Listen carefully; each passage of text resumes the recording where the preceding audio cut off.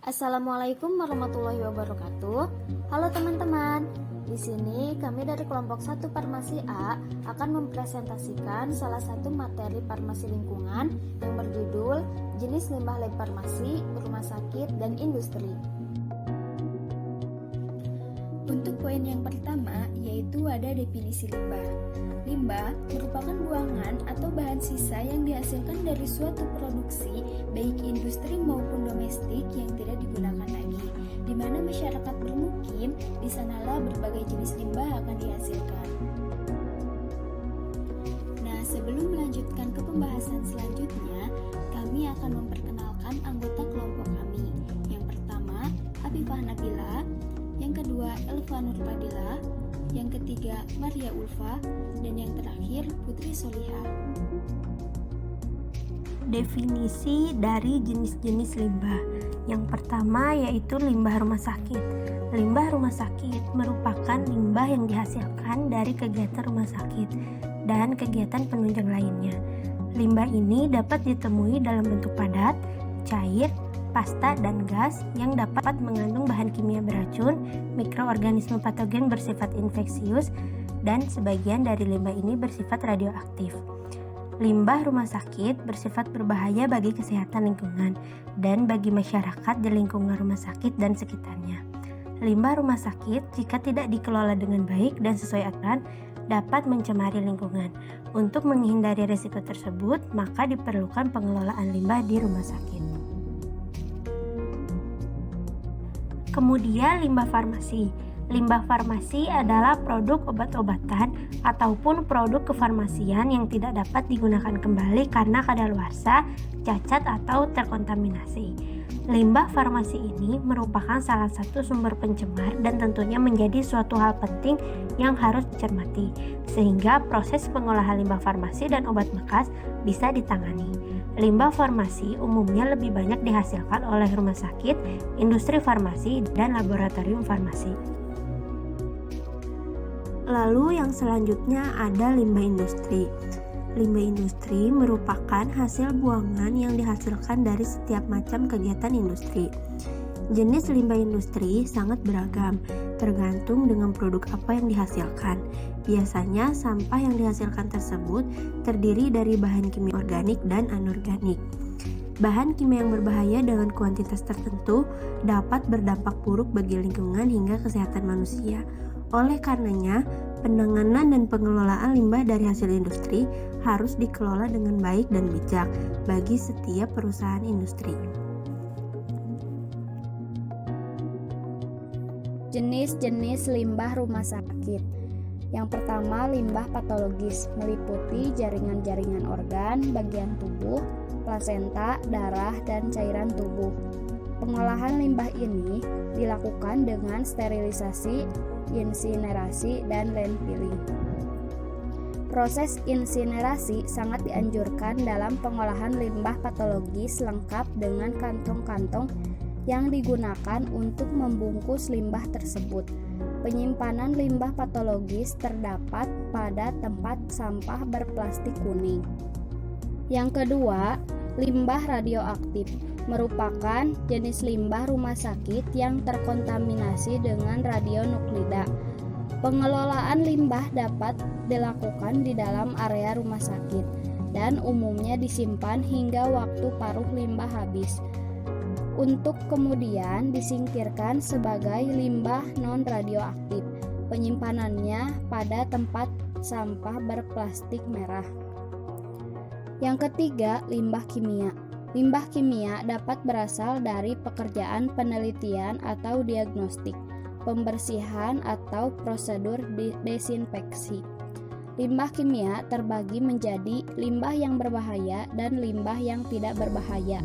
Untuk limbah yang tidak berbahaya, penanganannya sama seperti limbah tidak berbahaya pada umumnya. Sedangkan untuk limbah kimia berbahaya, pengolahannya berbeda untuk setiap jenis bahan kimia. Yang keempat, limbah infeksius. Jenis limbah rumah sakit yang mengandung mikroorganisme patogen dan berpotensi menimbulkan penyakit bila terpapar. Pengolahan limbah ini memerlukan sterilisasi terlebih dahulu atau langsung dibakar dalam insinerator. Tempat penyimpanan limbah infeksius terdapat pada tempat sampah dengan plastik berwarna kuning dan berlambang biohazard. Yang kelima, limbah benda tajam. Meliputi jarum suntik, siring, gunting, pisau, kaca pecah, dan hal lainnya yang dapat menyebabkan luka dan infeksi. Dalam pengolahannya, limbah ini harus dikemas dalam kemasan yang dapat melindungi dari bahaya tertusuk sebelum dibakar dalam insinerator. Penyimpanannya pada seperti box atau kontainer. Jenis-jenis limbah farmasi. Yang pertama, limbah farmasi gas. Contohnya, debu selama proses produksi, uap lemari asam di laboratorium, uap solvent proses film coating, asam steam boiler, generator listrik, dan insinerator. Adapun kegiatan produksi yang menyebabkan munculnya limbah gas tersebut diantaranya dari proses granulasi, dari proses pencetakan tablet, dari proses coating, dan dari proses masa kapsul. Yang kedua, limbah farmasi padat. Contohnya, debu atau serbuk obat dari sistem pengendalian debu atau dust collector, obat rusak atau kadaluarsa seperti tablet, bungkus obat, botol obat yang beresidu, aluminium foil, jarum suntik, dan bekas pembalut. Adapun kegiatan produksi yang menyebabkan munculnya limbah padat tersebut diantaranya kegiatan produksi, debu bahan formulasi yang terkumpul dari dust collector dan vacuum cleaner, dan bahan kemasan dari bahan baku dan kemasan yang rusak. Yang ketiga, limbah farmasi cair. Contohnya bekas reagensia di laboratorium, bekas cucian peralatan produksi, tumpahan bahan, dan sebagainya. Adapun kegiatan produksi yang menyebabkan munculnya limbah cair tersebut diantaranya pencucian mesin, alat-alat produksi, kemasan atau botol, dan lain-lain. Sanitasi ruangan. Jenis-jenis limbah industri. Yang pertama, limbah cair. Limbah cair dikenal sebagai entitas pencemar air. Limbah dalam bentuk cairan sering dihasilkan oleh industri pabrik dan langsung dibuang ke saluran perairan, kali, atau selokan. Yang kedua, limbah padat. Limbah padat merupakan buangan dari hasil-hasil industri yang tidak terpakai lagi, yang berbentuk padatan, lumpur, maupun bubur yang berasal dari suatu proses pengolahan, ataupun sampah yang dihasilkan dari kegiatan industri. Yang ketiga, limbah B3.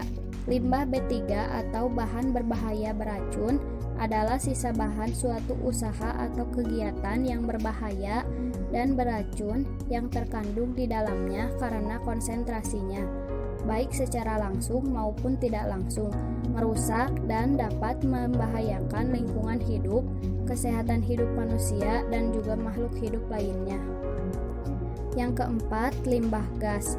Limbah gas adalah limbah yang disebabkan oleh sumber alami dan hasil dari aktivitas manusia, berbentuk molekul gas dan mampu memberikan dampak buruk bagi makhluk hidup dan lingkungan.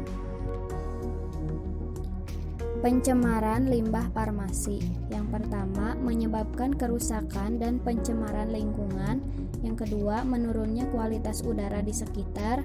Yang ketiga, dapat membahayakan makhluk hidup terutama bila terpapar limbah farmasi secara terus-menerus. Yang keempat, untuk limbah farmasi cair mengandung BOD dan COD serta kadar fenol yang tinggi dan yang berbahaya untuk lingkungan. Pengelolaan limbah rumah sakit. Yang pertama, identifikasi dan lakukan pemisahan jenis limbah. Secara umum, limbah rumah sakit itu banyak jenisnya. Ada limbah benda tajam, limbah infeksius, dan sebagainya. Nah, identifikasi dan lakukan pemisahan jenis limbah. Jangan sampai limbah yang berbeda jenis itu menjadi tercampur. Yang kedua, pengangkutan. Pengangkutan limbah harus menggunakan troli khusus yang kuat, tertutup dan mudah dibersihkan, serta tidak boleh tercecer. Yang ketiga, tempat penampungan limbah sementara. Jadi, sebelum dilakukan pengolahan limbah dibawa ke TPS atau tempat penampungan sementara. Di tempat ini, limbah harus dimasukkan ke dalam kantong plastik yang diikat dengan kuat. Yang keempat, pengolahan limbah. Setiap jenis limbah mempunyai pengolahan yang berbeda. Hal tersebut terjadi karena menyesuaikan dengan sifat dari limbah itu sendiri. Untuk limbah infeksius, dimusnahkan dengan insinerator. Limbah non-infeksius langsung dibawa ke tempat pembuangan akhir atau TPA. Limbah benda tajam dimusnahkan dengan insinerator. Limbah cair dibuang ke spolhook. Dan untuk limbah feses, urin, darah dibuang ke tempat pembuangan atau pojok limbah, biasa disebut dengan spolhook. Selanjutnya, pengelolaan limbah farmasi. Yang pertama, pemisahan dan pengurangan limbah. Limbah farmasi yang berbeda jenis harus dipisahkan, jangan sampai tercampur. Kedua, penyimpanan. Limbah farmasi disimpan sementara di dalam kontainer yang tertutup dan kedap air. Yang ketiga, penampungan limbah sebelum diangkut. Penyimpanan harus mempertimbangkan jenis dan jumlah limbah yang dihasilkan. Misalnya, untuk limbah cair, dimasukkan ke dalam drum dan disimpan dalam gudang atau tempat yang terlindung dari panas dan hujan. Yang keempat, pengangkutan. Limbah farmasi diangkut dalam kontainer khusus, harus kuat dan tidak bocor. Dan yang kelima, pengolahan. Limbah farmasi memerlukan pengolahan terlebih dahulu sebelum dibuang ke lingkungan. Dalam pengolahan limbah farmasi, terdapat 3 metode. Yang pertama, landfill, yang berarti mengubur di lubang kosong yang jauh dari badan air. Limbah ini dipadatkan dan ditutup dengan lapisan tanah untuk mempertahankan kondisi saniter. Yang kedua, enkapsulasi atau penyegelan limbah. Enkapsulasi adalah memadatkan limbah farmasi ke dalam drum plastik atau baja, di mana proses enkapsulasi ini dimulai dengan pembersihan drum. 75% drum berisi limbah farmasi dan ruang yang tersisa diisi dengan batu, kapur atau semen, foam, plastik, atau pasir aspal. Kemudian, drum ditutup dan dilakukan pengelasan. Letakkan di lapisan dasar landfill. Yang ketiga, insinerasi atau pembakaran. Obat kadaluarsa ditambahkan campuran air, semen, dan kapur, sehingga terbentuk pasta yang homogen. Selanjutnya, pasta tersebut dipindahkan ke truk pengaduk pembuangan dan akan menyatu dengan limbah rumah tangga yang lain. Lalu, dilakukanlah pembakaran. Setelahnya, akan didapat abu yang dapat digunakan sebagai penimbun tanah yang bebas dari zat berbahaya. Selanjutnya, pengelolaan limbah industri. Yang pertama, ada penimbunan terbuka. Penimbunan terbuka merupakan pengolahan yang dilakukan pada limbah padat. Limbah padat ini dibagi menjadi 2, organik dan juga non-organik. Untuk limbah organik akan lebih baik jika ditimbun, karena akan diuraikan oleh organisme pengurai sehingga tanah menjadi lebih subur.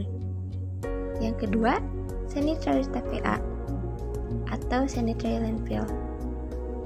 Sanitary ini menggunakan lubang yang sudah dilapisi tanah liat dan plastik untuk mencegah di tanah dan gas metana yang terbentuk dapat digunakan untuk menghasilkan listrik. Yang ketiga, insinerasi atau pembakaran sampah. Insinuasi ini melibatkan pembakaran bahan organik, di mana insinuasi dapat mengubah sampah menjadi abu, gas sisa hasil pembakaran, partikulat, dan panas. Yang keempat, membuat kompos padat. Sama seperti halnya penimbunan, limbah padat yang bersifat organik akan lebih bermanfaat jika dibuat menjadi kompos. Kompos ini nantinya bisa dijadikan sebagai usaha masyarakat yang sangat bermanfaat bagi banyak orang. Yang kelima, daur ulang. Limbah padat yang bersifat non-organik dapat dipilah-pilah kembali. Untuk limbah padat masih bisa diatur ulang menjadi barang-barang yang baru dan bermanfaat serta berjual nilai tinggi. Selanjutnya yaitu ada teknologi pengolahan air limbah. Dalam teknologi pengolahan air limbah ini, yaitu secara biologis aerobik, dapat dibagi menjadi 3 poin. Yang pertama yaitu proses biologis dengan biakan tersuspensi atau suspended culture.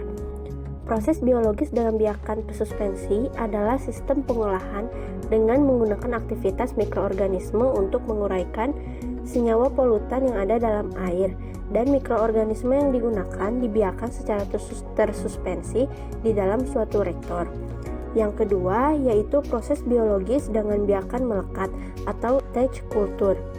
Proses biologis dengan biakan melekat yaitu proses pengolahan limbah di mana mikroorganisme yang digunakan dibiarkan pada suatu media sehingga mikroorganisme tersebut melekat pada permukaan media. Yang ketiga, ada proses pengolahan dengan sistem lagon atau kolam. Proses pengolahan air limbah secara biologis dengan lagon atau kolam yaitu dengan menampung air limbah pada suatu kolam yang luas dengan waktu tinggal yang cukup lama, sehingga dengan aktivitas mikroorganisme yang tumbuh secara alami, senyawa polutan yang ada dalam air akan terurai. Untuk mempercepat proses penguraian senyawa polutan atau memperpendek waktu tinggal dapat juga dilakukan proses aerasi. Sekian presentasi dari kami. Mohon maaf apabila ada kesalahan dalam penyampaian dan terima kasih atas perhatiannya. Wassalamualaikum warahmatullahi wabarakatuh.